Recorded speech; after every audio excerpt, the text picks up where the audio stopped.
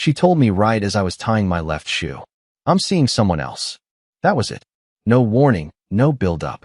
Just her voice behind me, flat and almost bored. Like she was checking the weather. I didn't even turn around. Not right away. I remember staring at the shoelace loop in my fingers like I forgot how to finish it. There was this stupid commercial on TV in the background. Something about cruise deals, and the actor's voice said, "Sail away to something new." I almost laughed. Instead, I blinked twice. Said, "Okay." That was all I gave her. No yelling. No crying. Not even a "who is he?" Just okay. She froze behind me. I heard it in her breath. That small hitch. That subtle panic. Because I think. No. I know. She was expecting me to fall apart. Beg. Bleed. Blame. I didn't. I stood up, adjusted my collar in the mirror, and walked past her. She flinched when my shoulder brushed hers. Not because I touched her, but because I didn't look at her when I did. "You're really not going to say anything?" she finally asked. I grabbed my keys off the hook. "You just did all the talking. Where are you going?" "The party," I said. "I was invited too, remember?" "But," I thought. "You thought I'd stay home and grieve?" "Nah. You're not the only one who knows how to fake a smile." She didn't follow me. Not then. But she would. And what happened at that party, what I did in front of everyone, is what left her wrecked. Not my silence. Not my pain. But my answer. And trust me, I wasn't done. The air outside hit me like a slap. Not because it was cold, but because everything inside me was hot and buzzing. My pulse felt weird, not fast, just deliberate, like every heartbeat was trying to remind me I was still alive. I could hear her behind me on the porch. I didn't give her the satisfaction of looking back. She didn't follow me to the car. She probably stood there watching me pull out of the driveway, thinking she'd won. That she'd handled it well. That I'd cry in traffic, maybe circle the block a few times, and come home once I'd cooled off. But she didn't know me as well as she thought. Not anymore. I didn't cry. I didn't circle. I didn't think. I drove straight to that rooftop party. The place was packed. Warm lights strung across the skyline, like someone tried to turn heartbreak into a holiday. Everyone was holding a glass, laughing too loudly, hugging each other like they'd all survived something I hadn't been invited to witness. I walked through them like fog. No one noticed me at first. Just the guy showing up solo, underdressed, with a storm behind his eyes. Then Sybil saw me and shouted my name. I didn't even know she remembered it. She hugged me tight and said something about being glad I came. I smiled. Not because I was glad to be there, but because smiling felt like a weapon now. One she'd never expect me to use. And then, 10 minutes in, she showed up. My wife. No. Correction. The woman who used to be my wife before she opened her mouth an hour ago. And she didn't come alone. He was with her. Tall. Tan. The kind of tan you don't earn from working hard. The kind of tan you get from playing tennis at noon on a Wednesday. His shirt was unbuttoned at the top, gold chain winking in the lights like it knew all my secrets. They walked in laughing. That broke something in me I didn't know was still intact. She saw me almost instantly. Her smile fell off her face like it never belonged there. He didn't notice. He was too busy being charming to someone near the bar. She made her way toward me. I stayed exactly where I was, sipping whatever they poured into the nearest glass I picked up. "I didn't think you'd actually come," she said, her voice low, eyes scanning the room like she was afraid someone might overhear. "You invited me. You know that wasn't real." "Yeah," I said. "Neither were your vows." That stopped her cold. "I didn't come here to fight," she said, arms folded, voice tightening. "I didn't come here for you," I replied, locking eyes. "But I might leave with someone else." Her jaw clenched. She looked away like the room was suddenly too bright. Like the consequences had finally caught up. She hadn't even begun to realize what was coming. Because I didn't just show up to be seen. I came to perform. She stood there, blinking like she couldn't process what I just said. Maybe she expected a scene, something loud and embarrassing. Maybe she thought I'd make her look like the victim, scream something messy that would give her an excuse to cry into her new man's chest and say, "See, this is why I had to leave him." But I didn't give her that. I walked away. Not fast. Not dramatic. Just clean. Controlled. Like she was an afterthought. She didn't follow me. Again. Funny how she was suddenly good at staying behind. I found a quiet spot near the glass railing overlooking the skyline. The city looked so peaceful from up there. Lights blinking like nothing in the world was falling apart. I took another sip from my glass. I think it was rose, Or maybe something with grapefruit. I didn't care. It tasted sharp, and I liked that. That's when I saw her new guy again. Alone now. She must have gone to powder her conscience or something. He was laughing, elbow deep in a story, surrounded by a few of her co-workers I vaguely recognized from previous parties. I watched him closely. The way he gestured, the casual touch on the arm, the way he checked himself in the window's reflection when he thought no one was looking. He wasn't just with her. He enjoyed being with someone else's wife. There's a difference. I should have walked away. That's what the healthy version of me would have done. Go home, cry into a pizza box, delete social media, start journaling. You know, the usual male heartbreak ritual. But standing there, watching him hold court in my world, smile with her lipstick probably still on his neck, something shifted. I pulled out my phone. Not to text her. To text someone else. A name I hadn't spoken in over a year. Mira. The one person my wife always felt threatened by. We never cheated. Not physically. But the emotional tension? Nuclear. We worked together years ago, and there was a moment, one drunken hotel bar night in Chicago, where the line almost got crossed. But I went home. To my wife. I chose loyalty. She chose Eli. Mira. I typed, "You still look good in black." She replied in under 30 seconds. Why? You getting married or buried? I stared at her message and smiled for the first time in weeks. Neither, I wrote. But I need a favor. You free tonight? Another pause. Then, send the address. And just like that, I had a plan. It wasn't revenge. Not yet. But it was the beginning of a moment she'd never recover from. Not tonight. Not ever. I didn't tell Mira everything. I didn't have to. She knew something was off the second I texted her after all that time. And the fact that she said yes without asking why told me everything I needed to know about how she still felt. She showed up 40 minutes later in a velvet black dress and heels that made her taller than she used to be. Her hair was longer too, darker, straighter, and her confidence had gone from quiet to surgical. The moment she stepped out of the elevator, half the room turned, including my wife. I watched it happen from across the rooftop. The exact second her eyes locked onto Mira, and something in her face twitched. Jealousy. No, fear. Like she saw a ghost. A version of herself she thought she'd buried years ago. Mira didn't acknowledge her. Didn't even glance in her direction. She came straight toward me and hugged me like she belonged. You didn't say it was this kind of party, she whispered. I shrugged. Wasn't supposed to be. Mira pulled back and scanned the crowd. Let me guess. The blonde in the sequin dress over there by the fire pit. I nodded once. She smirked. Amateur. She took my arm without being asked. Like she was reclaiming something. Or maybe just borrowing it for the night. And that was when the real show began. We walked together. Slowly. Through the clusters of guests who all suddenly noticed me now. I could feel their eyes tracking Myra's legs, my expression, our body language. People who hadn't said a word to me all year were smiling, nodding, offering polite, "Hey man, good to see you," comments like I hadn't been invisible before. The fake ones came fast. Even Eli noticed. He tried to hide it, but his smile dimmed when he spotted Mira. She was the kind of woman who made men reassess their relationships mid-conversation. She had that energy, unreadable, a little dangerous, utterly uninterested in what people thought of her. My wife came toward us like she was walking into gunfire. Can we talk? She asked me, eyes never leaving Mira. I tilted my head. Now you want to talk? Just a minute. Alone. Mira looked at me, then at her. Oh, I'll stay right here, she said, smiling like it was her house. Take your time. We stepped to the side, maybe 10 feet away, just far enough to pretend no one could hear. You brought her, she hissed. You brought him, I said calmly. That's not the same. You're right, I said. He's new. Myra's a flashback. Her jaw clenched so tight I thought her teeth might crack. Are you doing this to hurt me? No, I said, leaning in slightly. That part already happened. This is just the part where I stop bleeding and let you watch. She swallowed hard. Her eyes were glassy now. She wanted to scream, but she didn't, because everyone was watching. And that's when Mira walked over, drink in hand, and said to her, sweet as honey, thanks for letting me borrow him. I'll have him back by Monday. I've never seen someone's soul leave their body in real time, but I'm pretty sure I did that night. And I wasn't done yet. Not even close. She didn't say anything after Myra's line.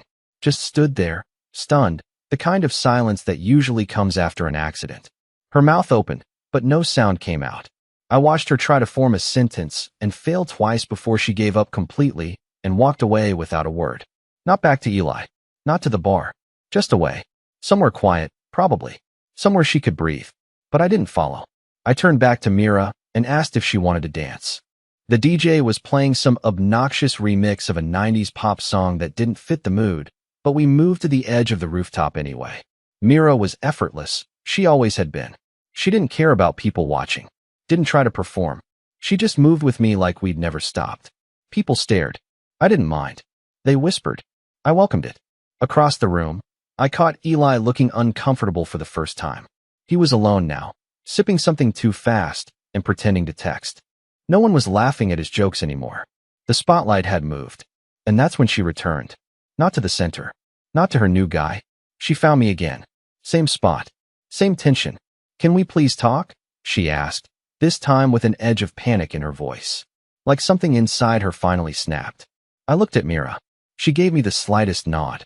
I'll be by the bar. When my wife and I stepped aside again, I could see her breathing like she'd just run 5 blocks. She was unraveling, but still trying to hold the thread. This isn't fair, she said, her voice cracking. To who? To me. I blinked. To you? She wiped at her eyes, smudging her makeup. You don't understand. I didn't plan for this. Eli just happened.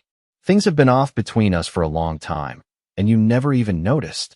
Because I was too busy fixing things, I cut in. Things you kept breaking in the dark and then pretending you didn't know how they got that way.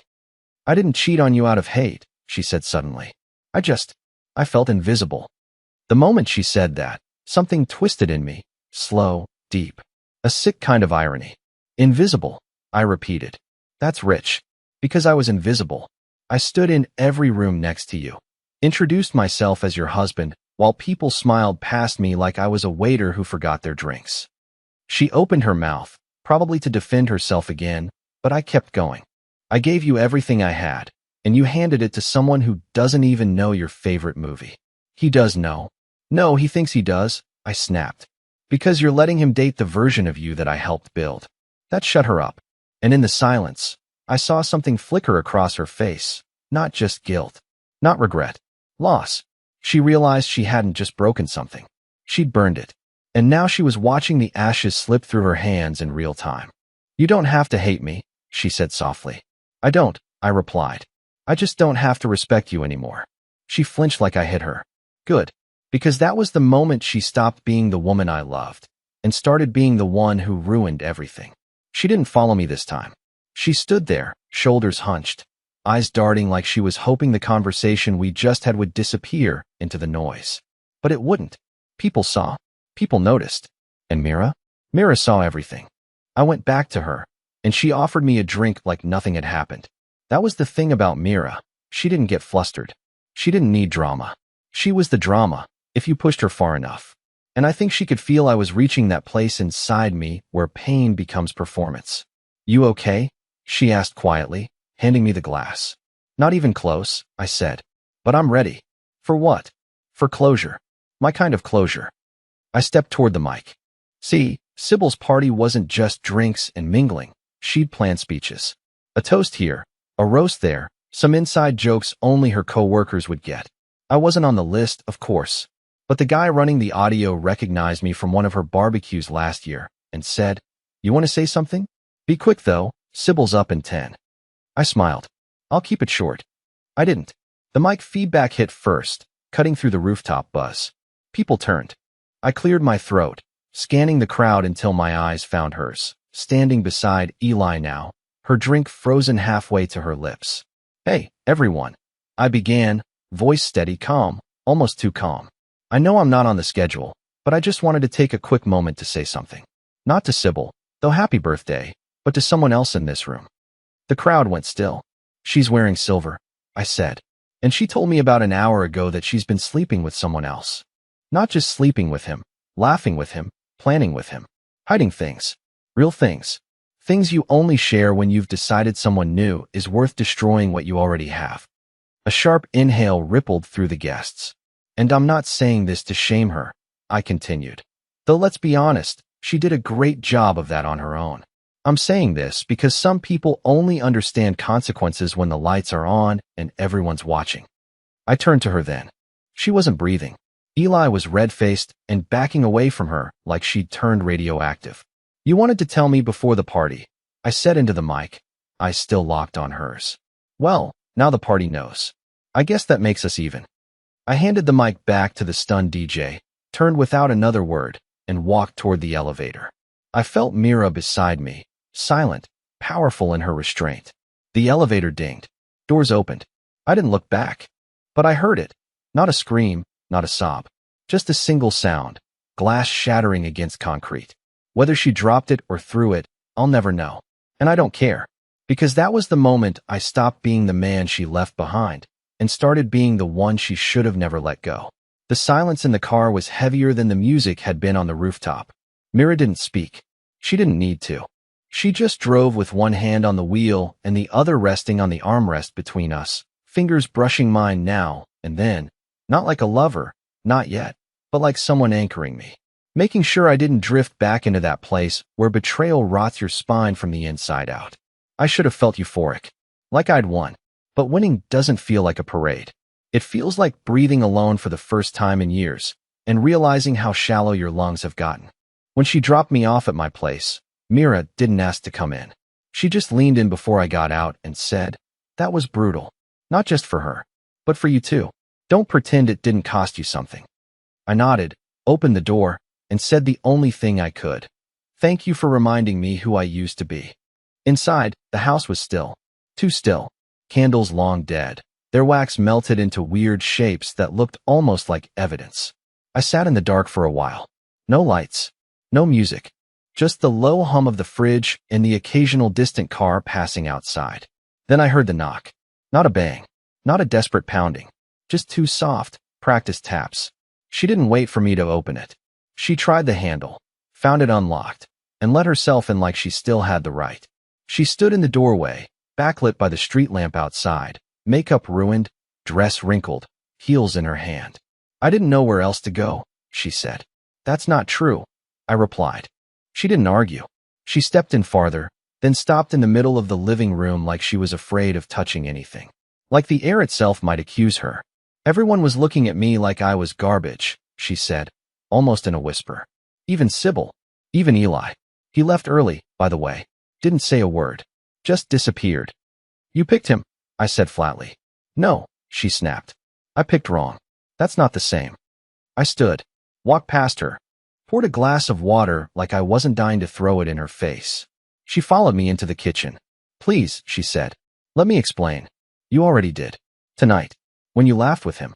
When you told me before the party just to ease your guilt. When you walked in there with someone else on your arm like I was roadkill in your rearview mirror. I didn't think you'd actually show up." "Exactly," I cut in. "You thought I'd stay home and stay small." Her eyes filled again. But this time, I didn't care. Tears only mean something when they come before the wreckage. "I still love you," she said, voice breaking. And for a second, a stupid, muscle memory second, my body reacted. My chest tightened. My breath caught.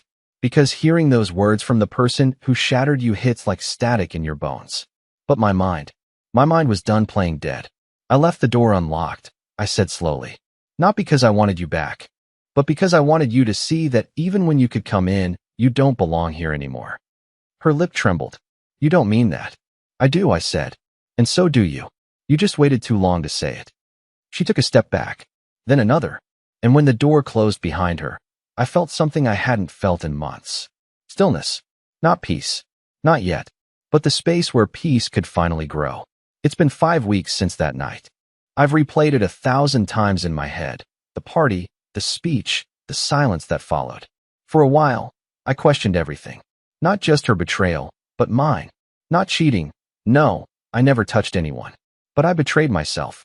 For years. I let my voice get quiet. Let my needs become optional. I let her rewrite who I was just because she didn't like the original draft. That was on me. But here's the thing about pain. It teaches you to see clearly. Eventually. I didn't see how she'd let go a long time before Eli showed up. I just kept holding on tighter, thinking that if I squeezed hard enough, the cracks wouldn't spread. But cracks don't care about effort. They spread anyway. And now, I can finally admit it. She was gone long before she packed her bags. I just wasn't ready to open the door and let her absence in. Now I am. The apartment's different now. Brighter, cleaner, quieter in a good way. I donated the couch we picked together. Changed the locks. Took down the wedding photo. I didn't burn it. I'm not that dramatic. I just stored it away, like an old book I've already read. One I don't need to reread to remember how it ends. Mira? She's still around. Not in a whirlwind, not in a rebound sort of way. Just around. We text. Sometimes she comes over with takeout, and we don't talk about the past. We talk about movies, politics, that one annoying neighbor who keeps forgetting trash day. She doesn't ask me what I want next, and I love her for that. For the first time in a long time, I don't feel like a supporting character in someone else's story. I've started writing again. Just little things, posts, journal entries, even a few half-finished songs I'll probably never show anyone. It's not about being good. It's about feeling mine again. Sometimes I walk past mirrors and don't recognize myself, but not because I'm lost. Because I'm changing. I still have bad days. Mornings where the ghost of her lingers in the shape of the bed. Evenings where I wonder if I was ever enough, or if I just tried too hard to become someone who might be. But those days are fading. One truth keeps me moving. She may have broken my heart, but I get to decide what grows in the ruins. And this time, it's going to be something beautiful,